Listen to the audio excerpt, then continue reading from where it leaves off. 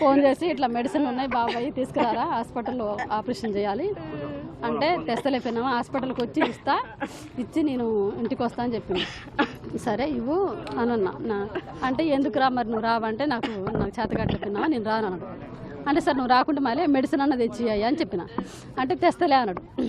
అన్నాక మేము ఉదయం నుంచి చేస్తుంటే మధ్యాహ్నం ఎప్పటికో వచ్చినాం మేము హాస్పిటల్కి. ఎన్నిసార్లు ఫోన్ చేసినా కానీ ఫోను లిఫ్ట్ చేయట్లేదు సార్.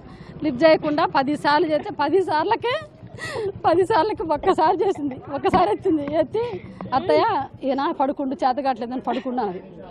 అంటే పడుకుంటే హాస్పిటల్కి మరి మందులు కావాలి అమ్మాయి కొంచెం ఇచ్చిపోను ఓపీ చేసుకొని అంటే ఆయన ఒక అరగంటకు వస్తాడు అత్తయ్య అన్నది. అరగంటకు వస్తాడంటే సరేలే అరగంటకు వచ్చి ఇవ్వనన్నా. అరగంట పోయింది, గంట అయింది రావట్లే. ఆపరేషన్కి రెడీ చేస్తారు మా సార్ని. అయితే ఇట్లా అమ్మాయి ఇట్లా హాస్పిటల్కి రెడీ చేస్తారంటే అన్నదిగా మళ్ళీ వస్తలే అత్తయ్య పడుకుండు మొన్నటి నుంచి అంటుంది. అంటే అదేందమ్మా హాస్పిటల్ ఆపరేషన్ టైం అవుతుందమ్మా ఎట్లా అంటే ఇక ఎన్నిసార్లు చేసినా ఇంక ఎత్తట్లేదు. మళ్ళీ 10 సార్లు చేస్తే ఒకసారి ఎత్తి వస్తాడని చెప్తుంది. నైట్ 10 వరకు కూడా ఇదే నేనేం చేసినట్టు ఈ మందులు ఏం రావాలని చెప్పి మళ్ళీ తీసుకొని మెడిసిన్ ఆపరేషన్ చేయట్లో ఇచ్చేసి ఈ లోపల ఆపరేషన్ అయిపోయింది. నైటు 10కి ఫోన్ చేస్తే అప్పుడు కూడా ఎత్తకుండా మక్క ఫోన్ చేసింది నాకు. వాళ్ళమ్మ ఫోన్ చేసి ఏంద్రా ఏడున్నోరా అంటే ఇట్లా హాస్పిటల్కి వచ్చినాక ఈయనకు ఆపరేషన్ అయితే మరి చెప్పకపోయినా నాకు నేను వద్దునా అన్నది. అంటే నేను అన్నగా ఏమో లెక్క ఏముందిలేగా మేము వస్తాంలే రేపు ఎల్లుండో వద్దులే నేను వస్తా అంటే వద్దురా అన్న వద్దులే అంటే సరేలే అని చెప్పి ఇట్లా సంగతి అక్క వాడు మందులు తీసుకుపోయిండు మందులు తేలేదు ఆపరేషన్ టైం అవుతుందన్నా కూడా మందులు తీసుకురాలేదు మరి మందులన్నీ ఇచ్చిపోతే బాగుంటుంది అంటే అదేంటి జ్వరం తగిలాగానే మందులు వాడు మాట్లాడటానికి ఏముంది వాడు మాట్లాడలేదే ఆ అమ్మాయే మాట్లాడుతుంది వాడు ఎన్నిసార్లు చేసినా మాట్లాడలేదే అని చెప్పిన రమ్యనే మాట్లాడుతుంది అన్న నేను అంటే సరేలే అని చెప్పేసి మాట్లాడగా అదేందని మా అక్క ఫోన్ చేసి అదేంద్రా బాబాయ్ హాస్పిటల్ ఉంటే మందులు ఇవ్వాలిగా అని అమ్మాయి మా అక్క ఫోన్ చేసినా అమ్మాయే మాట్లాడిందంటే వాడిని మాట్లాడలే అంటే హాస్పిటల్ మందులు ఇచ్చి వచ్చింది అమ్మాయి అంటే అత్తయ్య లేవలేదు అత్తయ్య పడుకుండు చేతగాక పడుకుండు అన్నదంట. ఎంత చేతగాకుండా మందులు ఇవ్వడానికి ఏముంది అమ్మాయి వాడికి ఫోన్ అంటే పడుకుండు అత్తయ్య అన్నదంట. వాడికి ఫోన్ నీ మాట్లాడుతానే పడుకున్నాను అంటుందంట మా అక్కతో కూడా అంటుంటే ఇట్లా అంటే సరేలే అక్క ఒక వాడు ఫోన్ ఎత్తి వాడు మాట్లాడితే చెప్పక్క ఇట్లా మందులు తీసుకొచ్చి మన హాస్పిటల్కి అని నేను చెప్పిన. అంటే సరే చెప్తులే అన్నది.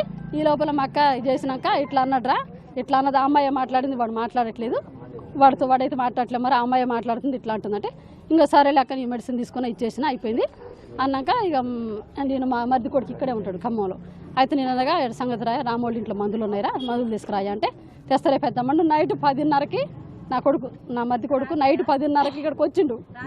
రాత్రి 10:30కి వస్తే గేటు నేను మధ్యాహ్నం అడిగింది మా అక్క తిట్టినాక మందులు ఇవ్వడానికి ఏదైనా తిట్టినాక అప్పుడు సర్లే ఇస్తాంలే అత్తయ్య ఎవరిని వస్తే మరి పంపిస్తే ఇవ్వండి అంటే సర్లే ఇస్తాంలే అన్నదంట. అన్నాక నాకు ఫోన్ చేసింది అప్పుడు ఫోన్ చేసింది ఫోన్ చేసి ఏంది అత్తయ్య మరి ఎవరి నుండి పంపి అత్తయ్య అన్నది. అంటే ఇదేనమ్మా ఇంతేనమ్మా ఒకవేళ డబ్బులు లేకుంటే ప్రాణం పోవటమే కదా మందులు ఇయ్య రైతులు మీరు ఏం రైతులు అని నేనంటే అత్తయ్య ఆయన లేవలేదు అత్తయ్య అన్నది. అంటే నేను మా బుడ్డి వెంకటసాయిని పంపిస్తా వాడికి అంటే సరే పంపి అత్తయ్య అంటే ఎన్నింటికి పంపిస్తావని అడిగింది.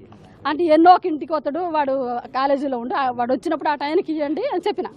అంటే సరేలే అని మధ్యాహ్నం అయింది మధ్యాహ్నం రాకపోతే మళ్ళీ చేసింది నాకు చేసి ఏంది అత్తయ్య ఇంకా రాలేదని అడిగింది.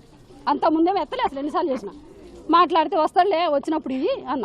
వాడు 10:30కి వచ్చిండంట నైట్ ఇక్కడ 10:30కి వస్తే బయటకు వచ్చి ఇచ్చిందంట మందులు. వాడు లోపల పోనీలే ఇక ఆ అమ్మాయి బయటకు వచ్చి ఇచ్చేసిందంట మందులు.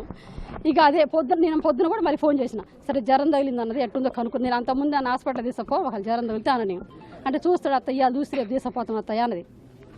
అన్నాక మళ్ళీ నైట్ పొద్దుటీలు ఫోన్ చేసి నేను పొద్దున ఫోన్ చేసిన సార్ జ్వరం ఎట్టుందో కనుక్కుందాం మందులా గిందులా అని నేను ఫోన్ చేస్తే లిఫ్ట్ చేయలే ఒక్కసారే చేసాను సార్ పొద్దున ఎత్తలే ఫోను. ఇంకా అదే సార్ లాస్ట్ నా కొడుకు మొన్న పొద్దుటీలు 10:30కి మాట్లాడిండు 10:30-11ంటికి ఇక 2 రోజులు కూడా ఆ అమ్మాయి ఎత్తుతుంది ఆ అమ్మాయి మాట్లాడుతుంది నా కొడుకుతో మాట్లాడి లేదమ్మా.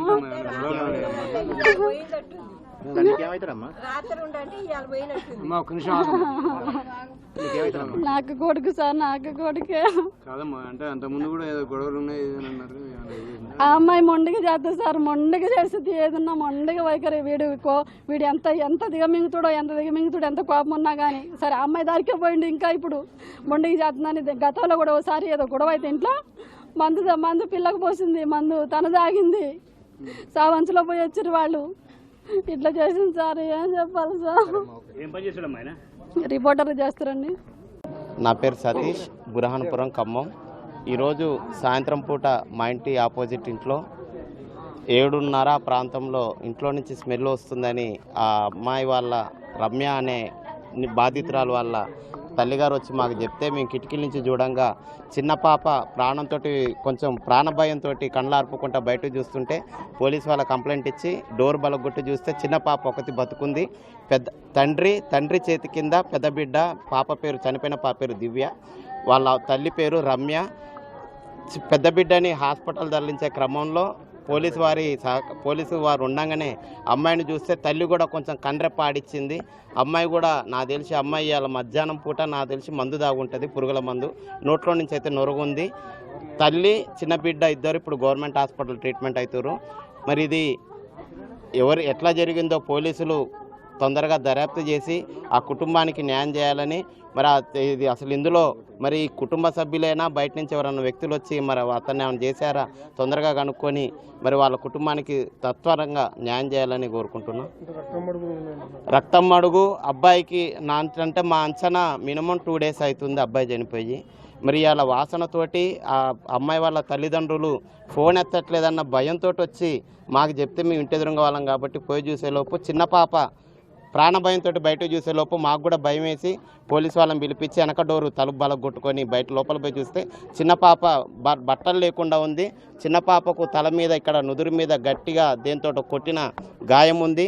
అబ్బాయికి కూడా మొత్తం ముఖం బలిగిపోయి మినిమం మేము అనుకోవడం అయితే 1 day కంటే ఎక్కువనే అయింది అబ్బాయి చనిపోయి. రాము అబ్బాయి ప్రైవేటు ఆన్లైన్ పేపర్ రిపోర్టరు, భార్యాభర్తలు బాగానే ఉంటారు, మరి ఏం జరిగిందో తెలియదు అన్న. Ramya house wife. రమ్య అని అయితే నేను ఈరోజు మార్నింగ్ 9:30, 10 ప్రాంతంలో మా ఇంటి ముందు నుంచి ఇంట్లో పోతుండగా అయితే చూసా. అమ్మాయి అయితే ఇవాళ చూసాం, ఇవాళ మేము అందరం మా బజార్ మొత్తం చూసింది. ఇంటి పక్కన ఉన్న వాళ్ళకు కూడా వాళ్ళు టిఫిన్ కూడా ఇచ్చారు. భర్తకి ఏదో జ్వరం వచ్చిందంటే బయటికి పోలేని క్రమంలో మరి అమ్మాయి ఇడిపోతుంది అన్న భయంతో వాళ్ళ ఇంటి పక్కన వాళ్ళు ఇడ్లీ కూడా ఇచ్చారు. మార్నింగ్ 10:30కి 11కి భార్యనైతే మేము చూసాం. మరి ఈడు రాము అన్న వ్యక్తి అయితే మాత్రం చనిపోయి మినిమం 1 day అవుతుంది. మరి ఇందులో ఎన్ని కోణాలు ఉన్నాయో పోలీసు వారు వేగంగా వాసన నాకు నిన్నటి నుంచి వచ్చింది కానీ అన్న, ఇప్పుడు మోరీలు తీస్తున్నారు కాబట్టి ఆయన పందికొక్కులు చనిపోయిన దానితో అనుకున్నాను తప్ప ఇట్లా బాడీ అనుకోలేదు. వాళ్ళ అమ్మాయి వాళ్ళ తల్లి తండ్రి వాళ్ళ అన్నయ్య వచ్చేలోపు స్మెల్ వస్తుంది ఇంట్లో నుంచి, కొంచెం రండి అని మమ్మల్ని పిలిస్తే మేము పోయి చూస్తే చిన్న పాప ప్రాణభయంతో చూసి మేము అనుకున్నాం అమ్మ ఇంట్లో ఏదో జరిగి ఉండొచ్చు, అందుకే పాప భయంగా ఉందని చూసేలోపు పాపకైతే దెబ్బ గట్టి తగిలింది. పాప అయితే మనకు మా అమ్మాయి కూడా ప్రాణాంతకంగానే ఉంది. గవర్నమెంట్ హాస్పిటల్ తీసుకుపోయారు. ఇప్పుడు మీ అమ్మాయి దగ్గరికే పోతున్నాం. చిన్న పాప భార్య బతకాలని భగవంతుని కోరుకుంటూ మరి ఈ హత్యకి వీళ్ళు ఇక్కడ ఉండబట్టి 5 years. వీళ్ళది నేలకొండపల్లి అనంతనగరం అబ్బాయి వాళ్ళది. గతంలో ఏమి లేవు. భార్య భర్తలు అయితే మంచిగా ఉంటారు.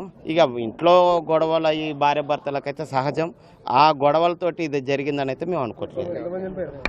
పెద్ద బిడ్డ దివ్య 5 సంవత్సరాలు, కణతాల రాము అబ్బాయికి మ్యాక్సిమం 32 years ఉండొచ్చు. తండ్రి పెద్ద బిడ్డ ఇద్దరు చనిపోయారు. చిన్న పాపకి గాయంతో నుదురు మీద ఏదో గట్టిగా ఇది సుత్తేనో కర్రతోట కొట్టిన గాయం ఉంది చిన్న పాపకు. అమ్మాయి హాస్పిటల్లో ఉంది. భార్య కూడా పురుగుల మందు దాగి ఇప్పుడు గవర్నమెంట్ హాస్పిటల్ చికిత్స పొందుతుంది.